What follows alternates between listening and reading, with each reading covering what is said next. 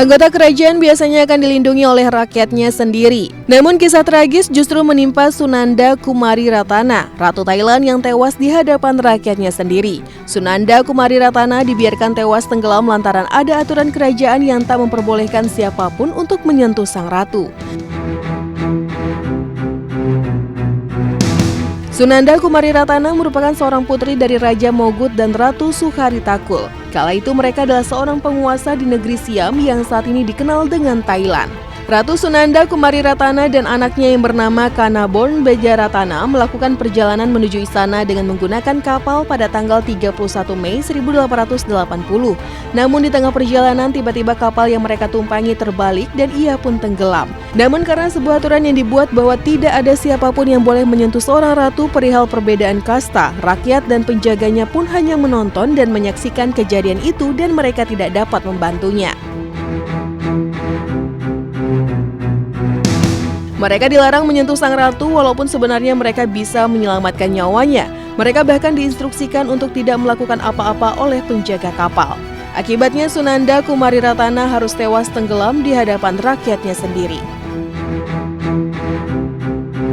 Kisah meninggalnya pemimpin kerajaan yang disebabkan oleh hal konyol tidak hanya dialami oleh Ratu Sunanda Kumariratana. Raja Eropa Alexander dari Yunani baru berusia 27 tahun saat meninggal dunia pada 1920. Saat itu raja sedang berjalan-jalan di istana musim panasnya di dekat Athena ketika seekor monyet menyerang anjingnya Fritz. Monyet yang dilaporkan berjenis Barbari macaku adalah milik salah satu staf istana.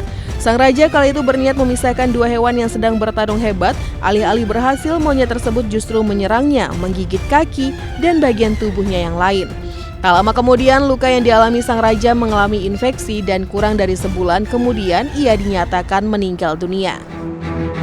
Raja Swedia Adolf Fredrik dikenal sebagai sosok yang gemar makan. Ia meninggal setelah mengkonsumsi makanan dalam jumlah besar pada tahun 1771 saat hari perayaan tradisional Fetisdag atau Fetusday, yaitu perayaan puasa Kristen Prapaskah di Swedia.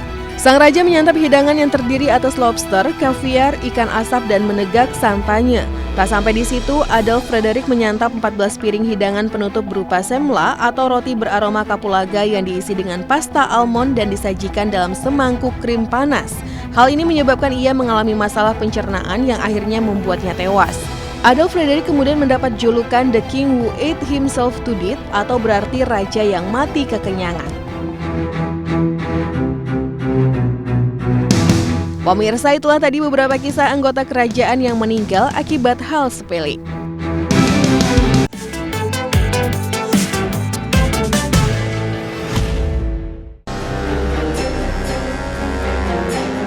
Pemanasan global dan perubahan iklim kian mengkhawatirkan karena berkontribusi besar terhadap mencairnya lapisan-lapisan es di kutub bumi termasuk Alaska. Menurut para ilmuwan, tsunami dahsyat di Alaska dapat dipicu oleh longsoran batu yang tidak stabil setelah terjadinya pencairan bongkahan es atau gletser yang kemungkinan besar bisa terjadi dalam 2 dekade mendatang. Bahkan para ilmuwan khawatir hal itu dapat saja terjadi dalam 12 bulan ke depan. Meskipun hal ini sangat serius, masih banyak yang tidak diketahui tentang bagaimana atau kapan bencana ini bisa terjadi. Yang jelas, retret gletser di Prince William Sound di sepanjang pantai selatan Alaska tampaknya berdampak pada lereng gunung di atas Barry Arm. Analis citra satelit menunjukkan gletser Barry mundur dari Barry Arm karena pencairan yang sedang berlangsung, maka akan menimbulkan tanah longsor yang bertahap. Namun, meskipun terpencil, kawasan ini sering dikunjungi oleh kapal komersial dan rekreasi termasuk kapal pesiar.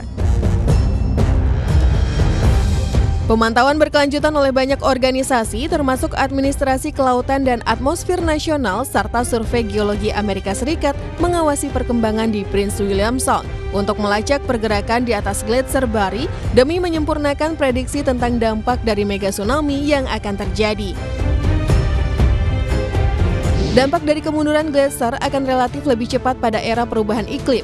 Hal ini dapat menimbulkan ancaman tanah longsor dan tsunami yang serupa, tidak hanya di Alaska, namun di banyak tempat di belahan dunia. Pemirsa, itulah tadi informasi mengenai prediksi es Alaska yang diprediksikan akan mencair dan dapat menimbulkan tsunami yang besar.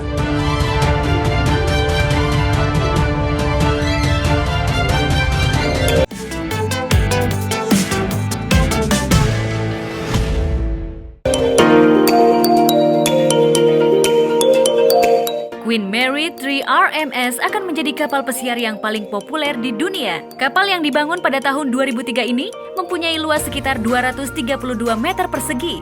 Memasuki bagian dalam, Anda akan merasa seperti mengunjungi Istana Buckingham atau bangunan mewah lainnya. Tak hanya itu saja, kapal ini dilengkapi dengan 15 restoran dan bar, 5 buah kolam renang, ballroom, dan ada sebuah planetarium. Sedangkan untuk tiketnya sendiri berkisar sekitar $800 atau setara sekitar 11 jutaan rupiah.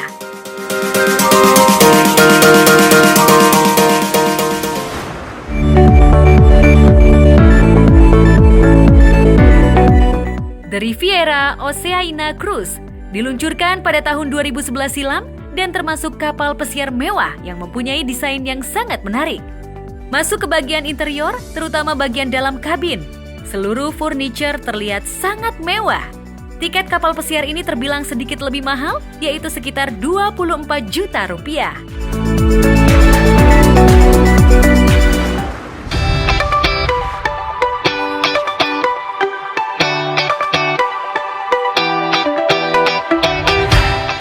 Termasuk salah satu kapal pesiar terbesar di dunia, namanya Symphony of the Seas. Ada juga fasilitas lain yang dimiliki oleh kapal tersebut, yaitu adanya 22 buah restoran, 24 kolam renang, 2.759 kabin, taman dengan fasilitas tanaman tropis sebanyak 20.000 tanaman, aneka permainan air, hingga permainan golf. Bagi Anda yang suka akan permainan air, jangan lupa untuk mencoba seluncuran tertinggi di dunia yang berada tepat di atas laut.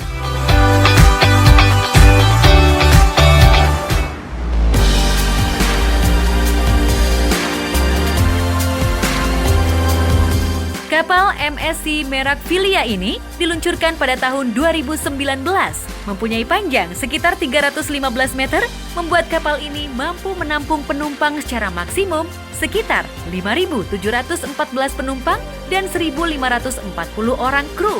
Kapal ini sudah dilengkapi dengan berbagai macam fasilitas. Di dalam kapal, Anda akan menemukan sebuah toko retail makanan Italia yang sangat terkenal, yaitu Italy. Serta ada lintasan outdoor LED dengan gaya Sky Mediterania yang panjangnya sekitar 79 meter.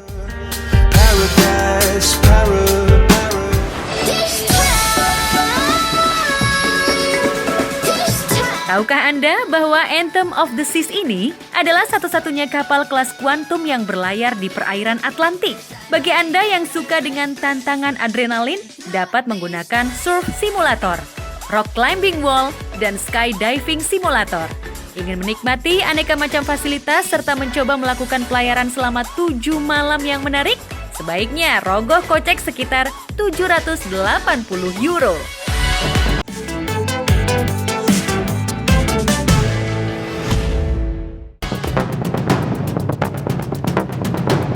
Sebuah kisah mencengangkan datang dari Nigeria. Bagaimana tidak, seorang pria bernama Harrison Okene berhasil lolos dari maut. Ia berhasil bertahan setelah kurang lebih dari 3 hari terjebak 30 meter di bawah permukaan laut. Saat itu ia sedang bertugas sebagai seorang koki di sebuah kapal tunda Jack Sanford. Kapal tersebut terbalik dan tenggelam akibat dihantam gelombang dahsyat. Menurut kabar yang beredar, ia berhasil menemukan jalan ke area yang memiliki kantong udara sehingga berhasil bertahan hidup. Naas, 12 anak buah kapal lainnya tidak berhasil menyelamatkan diri. Selama 3 hari bertahan di lautan lepas, Okene tidak dapat makan ataupun minum. Air garam juga mulai menggerogoti kulit dan lidahnya. Tidak hanya itu, ia pun harus bertahan dalam kegelapan. Maka tak heran jika ia berpikir hidupnya tidak akan bertahan lama. Bagaimana tidak, air laut sewaktu-waktu dapat memenuhi ruangan, ditambah lagi rasa lapar dan haus yang sangat menyiksa. Dalam kondisi tersebut, Okene mencium bau tidak sedap yang dipercaya merupakan bau dari jenazah rekan kerjanya. Bahkan ia mendengar suara ikan-ikan mulai memakan jenazah tersebut. Setelah terjebak selama kurang lebih 3 hari lamanya, Okene mendengar suara ketukan dari tim penyelamat DCN. Pada awalnya, tim tersebut hanya bertugas untuk mengevakuasi jenazah, siapa sangka mereka justru menemukan Okene berhasil selamat. Penyelamatan Okene tidak berakhir begitu saja. Setelah melalui penderitaan panjang, ia masih harus menghabiskan 60 jam di ruang dekompresi untuk membersihkan tubuhnya yang kelebihan nitrogen. Tidak hanya itu, ia pun merasa masih dihantui kejadian mengerikan tersebut. Itulah kisah penyelamatan seorang pria yang terjebak di kapal tenggelam selama 3 hari. Tidak dipungkiri kecanggihan teknologi dapat membantu meringankan beberapa masalah manusia. Tapi, ada hal lain dari kecanggihan teknologi yang dapat menyebabkan hilangnya sebuah profesi. Seperti halnya profesi berikut ini.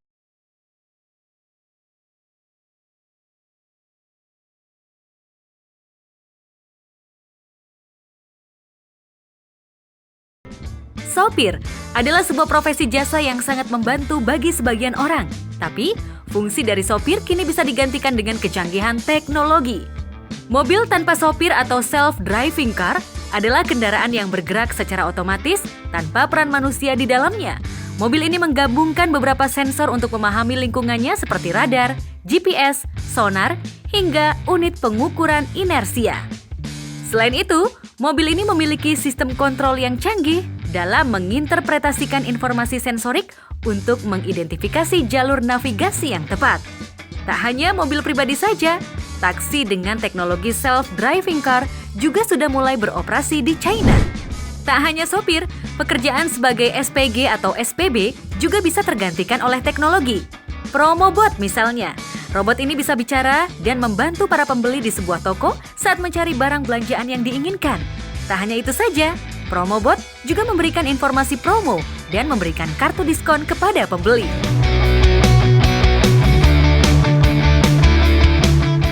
Kalau tadi ada Promobot, sekarang ada robot kasir dengan nama Regirobo. Pembeli bisa memasukkan barang ke dalam keranjang khusus setelah menempelkan barcode produk di alat pembaca yang ada di keranjang. Kemudian, taruh keranjang di tempat yang sudah disediakan di kasir. Total harga yang harus dibayar akan muncul dan pembeli bisa membayar dengan uang tunai, kartu kredit, atau uang elektronik. Bagian bawah keranjang tersebut akan terbuka dan isinya seketika masuk ke dalam plastik yang siap diambil pembeli.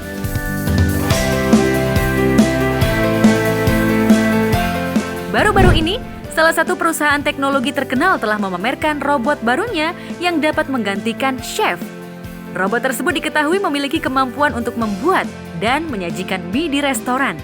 Nantinya, robot tersebut dapat membuat resep mie sendiri dengan mengkombinasikan berbagai sayuran, bumbu, dan juga daging. Tak hanya itu saja, perusahaan teknologi ini juga membuat robot pembuat kopi yang disediakan di kantor mereka. Lihat saja, robot tersebut dapat meracik kopi layaknya seorang barista.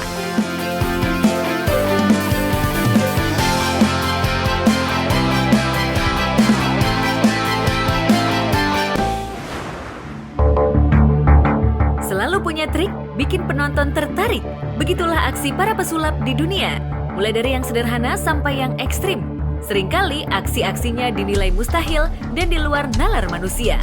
Beberapa atraksi pesulap berikut ini selalu ekstrim hingga berujung kematian. Charles Rowan, pesulap yang dikenal dengan sebutan Car the Magician, populer antara 1920 sampai 1930. Ia terkenal melakukan aksi straight jacket. Namun naas kejadian di Springfontein, Afrika Selatan. Saat itu, Car diikat menggunakan jaket, kemudian dari jarak 180 meter sebuah mobil dengan kecepatan 72 km per jam menuju ke arahnya. Ia tak berhasil meloloskan diri dalam waktu 10-15 detik hingga ia tertabrak dan kakinya hancur terlindas mobil. Sempat dilarikan ke rumah sakit, namun usaha menyelamatkan nyawanya pun gagal.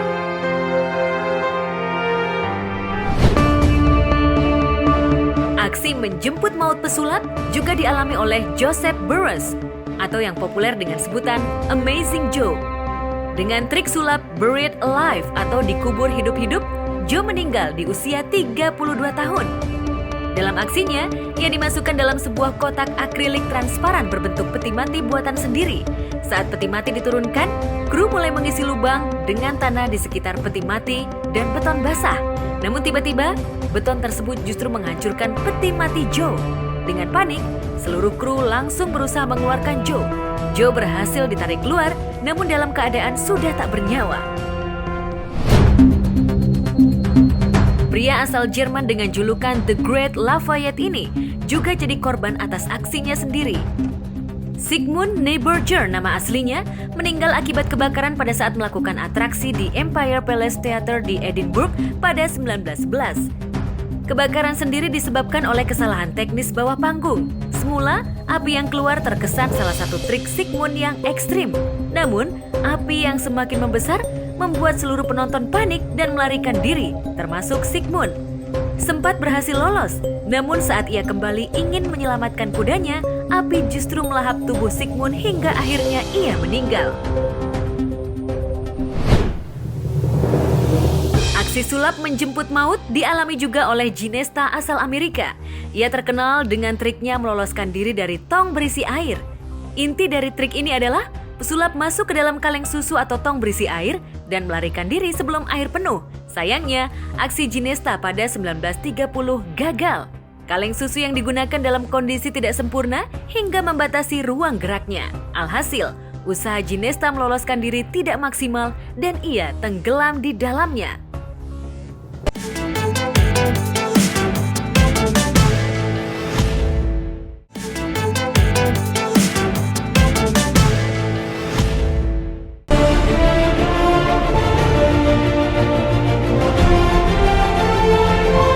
Setiap hotel pastinya memiliki kemewahannya sendiri-sendiri. Bahkan di sejumlah negara ada hotel yang memiliki kemewahan yang tak biasa lantaran bangunan hotel, kamar, dan fasilitas penunjangnya seperti bathtub dan toilet terbuat dari emas murni.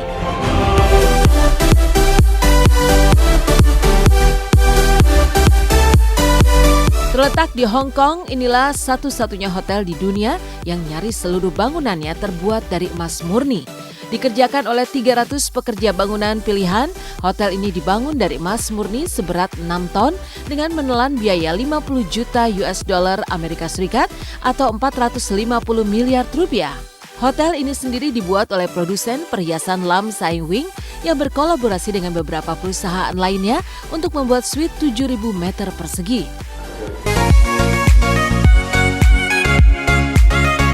Hotel ini sendiri dibuat atas perintah dan keinginan Raja Han.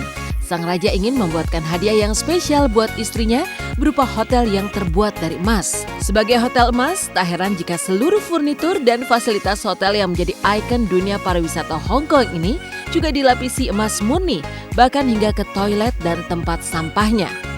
Ya, kesemuanya itu dilapisi emas murni.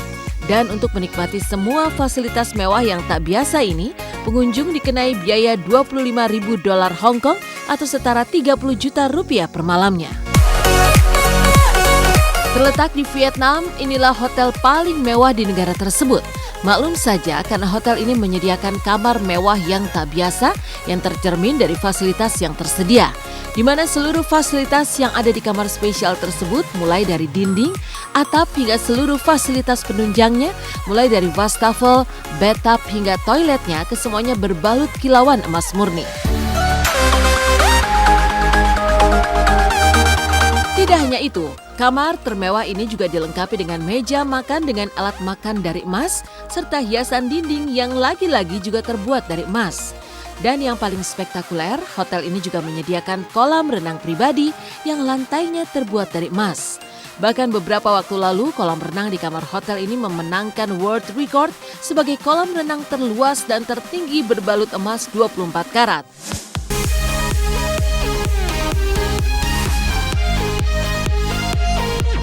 Burj Al Arab Hotel Uni Emirat Arab.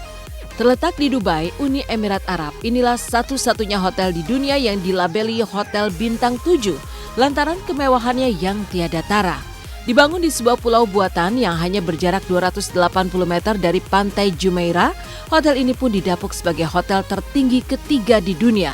Dibangun pada tahun 1999 dan memakan biaya hingga 9 triliun rupiah. Semua pintu masuk serta pilar hotel dilapisi emas murni, termasuk pintu-pintu masuk menuju restoran yang berbentuk cangkang tiram.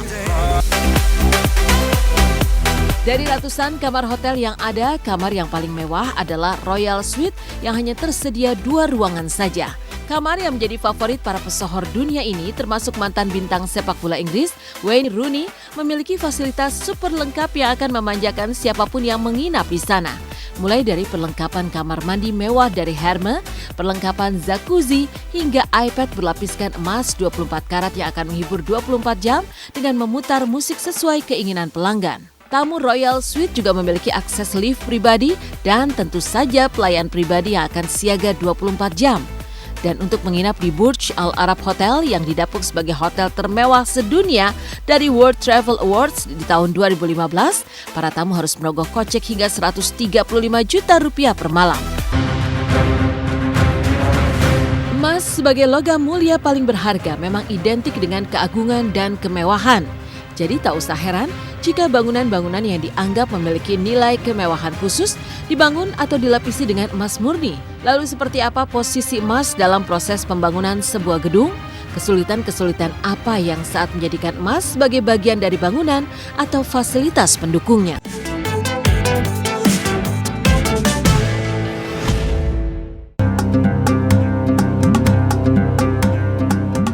Bulan Ramadan tinggal hitungan hari lagi. Kalau bukan lagi pandemi COVID-19, pasti masjid-masjid akan dipenuhi jamaah. Keberadaan masjid bagi umat muslim selain sebagai tempat ibadah, juga menjadi karya budidaya Islam. Tak heran, bermunculanlah masjid-masjid indah dengan arsitektur yang menakjubkan, bahkan tak sedikit yang sangat unik.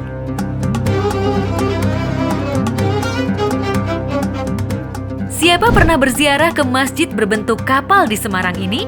Namanya Masjid Safinatun Najah, terletak di Ngalian, Kota Semarang. Bangunannya yang menyerupai kapal membuat masjid ini dijuluki masyarakat sekitar sebagai Masjid Bahtera Nabi Nuh. Masjid ini dibangun oleh Kiai Ahmad dan memang terinspirasi dari kisah Nabi Nuh.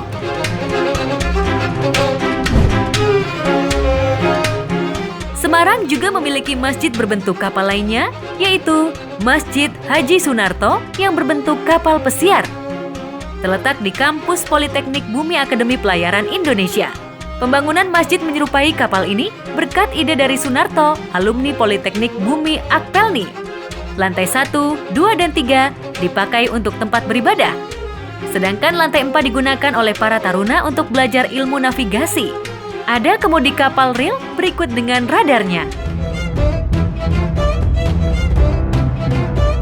Masjid Kapal Bosok. Begitulah nama masjid berbentuk kapal lainnya yang berada di Serang, Banten.